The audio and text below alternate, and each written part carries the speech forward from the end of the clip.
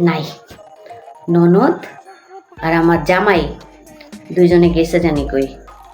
নিশ্চয়ই আমার বিরুদ্ধে কোনো বুদ্ধি আটতেছে। এখন একা আছি তো, না আসতেছে না।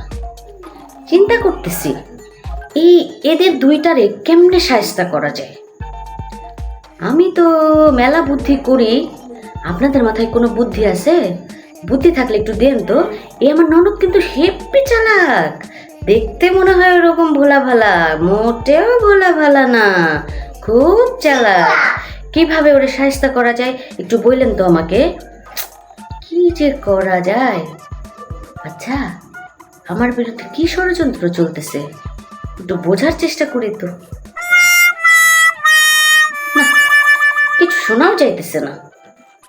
আচ্ছা যাজ্ঞা, আপনাদের মাথায় একটু বুদ্ধি থাকলে আমাকে কিন্তু জানাবেন, এই কেমনে এই দুটারে শায়েস্তা করা যায়। আমি আমি নিজেও বুদ্ধি বাইর করতেছি, অনেকগুলা বুদ্ধি বাইর করতেছি। এই ননদটারে বিয়ে দিতে পারলে সবচেয়ে শান্তি। এইখানে থাকে, এইখানে খায়, আর আমার বিরুদ্ধে খালি লাগে। এর একটু বিয়ে যদি দিতে পারতাম। ওই দুবাইয়ের একটা ছেলে খুঁজতেছে, দেখি আমিও খুঁজতেছি, একটা পাইলে দিয়ে দিব। অবশ্য ট্রিক্স কিন্তু অন্য। দুবাইয়ের ছেলে কেন খুঁজতেছে আমি এবার বুঝছি। ও মামা, প্রবাসী ছেলে বিয়ে করলে তো বাপের বাড়ি পার্মানেন্টলি থাকতে পারবে, শ্বশুর বাড়ি যাওয়ান লাগবে না। দেখছেন কত চালু, কোনো সমস্যা নাই।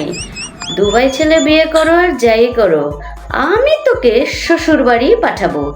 এই ভাইয়ের সাথে আমার জামাই রেনিয়া নিজের ভাইয়ের সাথে গেলে বুদ্ধি অত সস্তা না, আমিও কম বুদ্ধি রাখি না।